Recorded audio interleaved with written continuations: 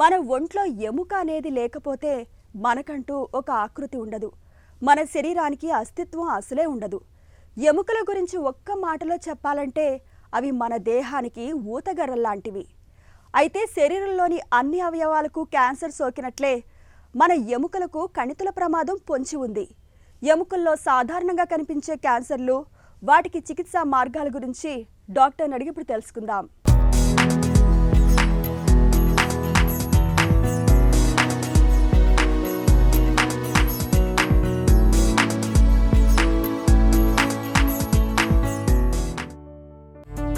ఎముకలో cancer ఎలా వస్తుంది? ఎముకల్లో క్యాన్సర్ తెలుసుకునే ముందు ఇక్కడ ఒక ముఖ్య విషయం అండి. బోన్ క్యాన్సర్ వేరు, బ్లడ్ క్యాన్సర్ వేరండి. ఎముకల్లో వచ్చిందాన్ని మనం బోన్ క్యాన్సర్ అంటాము. అదే ఎముక మూలికలో మనకి రక్తంలో ఉన్న కణాలన్నీ తయారవుతాయి. ఎర్ర రక్త కణాలు, తెల్ల రక్త కణాలు, ప్లేట్లెట్స్ కానీ. అదే ఎముక మూలికలో మార్పు వల్ల రక్తంలో ఉన్న కణాల్లో ఏమైనా మార్పు వస్తే కనుక మనం దాన్ని బ్లడ్ క్యాన్సర్ అంటాం. కాబట్టి బోన్ క్యాన్సర్ వేరు, బ్లడ్ క్యాన్సర్ వేరు. వివిధ రకాల మార్పులు, జన్యుపరమైన మార్పుల వల్ల కూడా మనకి ఎముకల్లో క్యాన్సర్ అనేది మనం చూస్తూ ఉంటామండి. ఎముకల్లో ఏంటంటే అది ఏ భాగంలో వచ్చింది, ఎముక భాగంలో వచ్చిందా అయితే కనుక మనం ఆస్టియోజెనిక్ ట్యూమర్స్ అంటాము. అలాగే మనకి ఎముకలో మనకి కార్టిలేజ్ అనే భాగం కూడా ఉంటుందన్నమాట. మన ఎముకల మధ్యలో మనకి ఎక్కువ ఫ్రిక్షన్ లేకుండా ఎముకలకి మూమెంట్ అనేది ఫ్రీగా జరగడానికి, ఒకవేళ ఆ కార్టిలేజ్ అనే భాగంలో కనుక మనకి ట్యూమర్కి సంబంధించిన మార్పు వస్తే కనుక వాటిని కార్టిలేజినస్ ట్యూమర్స్ కానీ లేదంటే కాండ్రోజెనిక్ ట్యూమర్స్ అంటాము. అదే మనకి ఎముకలోనే మనకి ఫైబ్రోజెనిక్ ట్యూమర్స్ లేదంటే ఆ రక్తనాళాల్లో వచ్చే మార్పుల్లో హెమటోజెనిక్ ట్యూమర్స్ అనేవి కూడా చూస్తూ ఉంటాం. కాబట్టి ఎముకల్లో వివిధ రకాల ట్యూమర్స్ అనేవి ఉంటాయండి. అది వయసు పట్టి కూడా మారుతూ ఉంటాయి.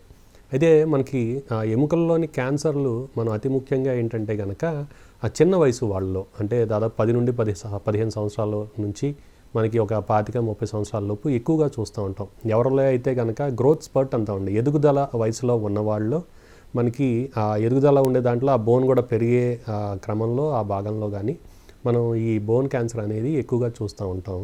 కొన్ని రకాల బోన్ ట్యూమర్స్ కూడా మనకి మలి దశలో, అంటే 60 సంవత్సరాలు 70 సంవత్సరాలు పైబడిన వాళ్ళు కూడా చూస్తూ ఉంటాం. కాబట్టి వయసు బట్టి కూడా ఈ ఎముకల్లో వచ్చే ట్యూమర్స్ కూడా వివిధ రకాలుగా మనం విభజించుకోవచ్చు. ఈ ఎముకల్లో ట్యూమర్లు కూడా మనకి బెనైన్ బోన్ ట్యూమర్స్ అని ఉంటాయి, మరియు మ్యాలిగ్నెంట్ బోన్ ట్యూమర్స్ అని ఉంటాయి.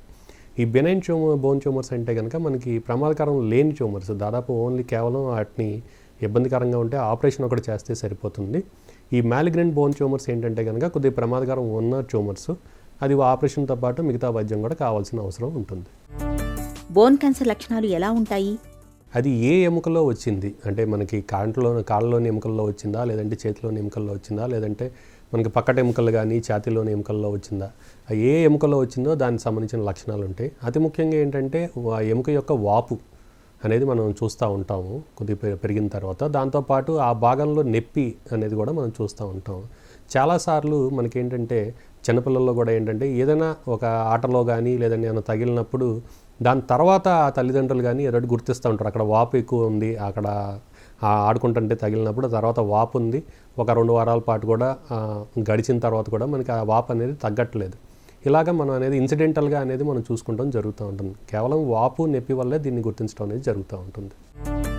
ఎముకలో క్యాన్సర్ ప్రాణాంతకమా? తప్పకుండా. ఏంటంటే ఈ బోన్ క్యాన్సర్ని మనం బయట ఉంటే కనుక మనం గుర్తిస్తాం, కాబట్టి ముందుగా గుర్తించినట్లయితే కనుక దీన్ని వైద్యం చేసుకొని తగ్గించుకోవచ్చండి. కాబట్టి బోన్ క్యాన్సర్లు అనేది మామూలుగా ముందుగా గుర్తిస్తే కొన్ని రకాల బోన్ క్యాన్సర్ల వరకు ప్రాణాంతకం ఏమీ కాదు. కొన్నిసార్లు ఏంటంటే మెటాస్టాటిక్ బోన్ ట్యూమర్స్ అంటాం. అది మిగతా అవయవాలు, అంటే మనకి బ్రెస్ట్లో కానీ ఊపిరితిత్తుల్లో కానీ లివర్లో కానీ వచ్చినప్పుడు అది బోన్కి పాకటం అనేది జరుగుతుంది. దాన్ని మనం మెటాస్టాటిక్ బోన్ ట్యూమర్స్ అంటాం. అలాంటివి అయితే కొద్దిగా ప్రమాదకరంగా ఉంటాయి, కానీ అవి కూడా మనం ముందుగా ప్లాన్ చేసుకుని జాగ్రత్తగా వైద్యం చేసినట్లయితే కనుక వాటిని కూడా మనం అదుపులో పెట్టుకోవచ్చు. బోన్ క్యాన్సర్కు చికిత్స ఎలా ఉంటుంది? ఈ బోన్ క్యాన్సర్ ట్రీట్మెంట్కి వచ్చినట్లయితే కనుక మనం ఏ ఎముకకి ఆ గడ్డ వచ్చింది అనేది మనం ముందుగా చూసుకుంటూ ఉంటామండి. అది ఒకవేళ మనకి కొన్ని రకాల ఎముకలు ఏంటంటే కనుక ఆ ఎముక తీసేసినా కానీ మన నడక కానీ మిగతాయి కానీ ఏ రకంగా మనకి మార్పు ఉండదు. కాబట్టి కింద కాలుకి వచ్చినట్లయితే కనుక మనకి ఫిబులా అనే ఎముక ఉంటుందండి కింద కాలులో టీబియా పక్కన. ఒకవేళ దానికి వచ్చినట్లయితే కనుక గడ్డతో పాటు ఆ ఎముక తీసేసినా కానీ ఇబ్బంది అనేది ఏమీ ఉండదు. అదే కొన్ని రకాల గడ్డలు మనం ఎముక తీసేస్తే తర్వాత మనం నడవటం కానీ కష్టం అవుతుంది, లేదంటే చేతితో చేసుకునే పని కూడా కష్టం అవుతుంది. అలాంటప్పుడు ఏంటంటే కనుక ఎముక తీసే ముందు ఆ ఎముక యొక్క పరిణామం మనం తగ్గడానికి ప్రయత్నిస్తాం. ఎందుకంటే అది ఒక 7 సెంటీమీటర్లు 8 సెంటీమీటర్ల పైన ఉందనుకోండి, ముందుగా మనం మందులు ఇచ్చి నియో అడ్జువెంట్ కీమోథెరపీ అంటాము. బయాప్సీ తర్వాత జబ్బు నిర్ధారణ తర్వాత ముందుగా మందులు ఇచ్చి దాని యొక్క పరిణామం మనం తగ్గించుకొని దాని తర్వాత ఆపరేషన్ చేసినట్లయితే కనుక దాన్ని మనం మళ్ళీ రాకుండా చూసుకోవచ్చు. ఆపరేషన్ పద్ధతిలో కూడా ఈ రోజుల్లో ఏంటంటే లింబ్ సాల్వేజ్ సర్జరీ అంటాం. ఎందుకంటే ఆ ఎముక తీసేయటమే కాదు, దాని తర్వాత మనం నడవడానికైనా కానీ చేతితో పనిచేయడానికైనా కానీ ఆర్టిఫిషియల్ ప్రాసెసెస్లు అనేవి ఈ రోజుల్లో మనకు అందుబాటులో ఉన్నాయి. కాబట్టి ఆపరేషన్ చేసేటప్పుడు గడ్డ తీసేయటంతో పాటు మనకి ఒకవేళ ఏమైనా ఈ ఫంక్షన్ ఎఫెక్ట్ అవుతున్నట్లయితే కనుక ఈ ప్రాసెసెస్లు వాడటం ద్వారా మనకేంటంటే తర్వాత నడవటానికి కూడా ఇబ్బంది లేకుండా, తర్వాత ఒకవేళ చేతి ఎముక అయితే ఈ ఇబ్బంది కూడా లేకుండా ఉండడానికి అవకాశం ఉంటుంది. కాబట్టి కొన్ని రకాల బోన్ క్యాన్సర్స్లో అంటే ఆస్టియోసార్కోమా లాంటి దాంట్లో కూడా ముందుగా కీమో ఇచ్చి దాని సైజ్ తగ్గించుకొని దాని తర్వాత లింబ్ సాల్వేజ్ సర్జరీ చేసుకుని అయితే మనం తగ్గించుకోవచ్చు. ఇంకొక రకమైన బోన్ క్యాన్సర్ ఏంటంటే ఈవింగ్ సార్కోమా అంటామండి. వీటిలో ఏంటంటే అది ముందుగా కీమోతో పాటు రేడియేషన్ కూడా మనం ఇస్తాము. దాని తర్వాత మనం ఆపరేషన్ చేసుకుని సాల్వేజ్ సర్జరీ చేసుకుని దాని తర్వాత మళ్ళీ మనం కీమో ఇచ్చుకున్నట్లయితే జబ్బును నయం చేసుకోవడంతో పాటు మళ్ళీ తిరిగి రాకుండా మనం ప్రయత్నించుకోవచ్చు. ఎముకలో వచ్చే క్యాన్సర్పై ఎలాంటి అవగాహన అవసరం? పిల్లలు కానీ ఆడుకున్నప్పుడు ఏమైనా చిన్న చిన్న దెబ్బలు తగులుతూ ఉంటే మనం కంగారు పడక్కర్లేదు. కాకపోతే ఎప్పుడైనా ఆ వాపు అనేది వచ్చి ఇంకా తగ్గకుండా ఒక నెల 2 నెలలు కూడా తగ్గకుండా అది ఇంకా ఉన్నట్లయితే కనుక, నొప్పి లేకుండా ఉన్నట్లయితే కానీ, నొప్పి ఉన్నా కానీ వెంబటే మీ పిల్లల డాక్టర్ కానీ లేదంటే ఆ ఫిజిషియన్ కానీ చూపించుకొని అదేంటి ఏం ప్రమాదకరం లేదా అనేది మనం నిర్ధారించుకోవాలి. తొలి దశలో పసిగట్టి చికిత్స తీసుకుంటే ఎలాంటి క్యాన్సర్ నుంచైనా మనం బయటపడొచ్చు. ఎముకల్లో కనిపించే క్యాన్సర్ విషయంలోనూ అంతే.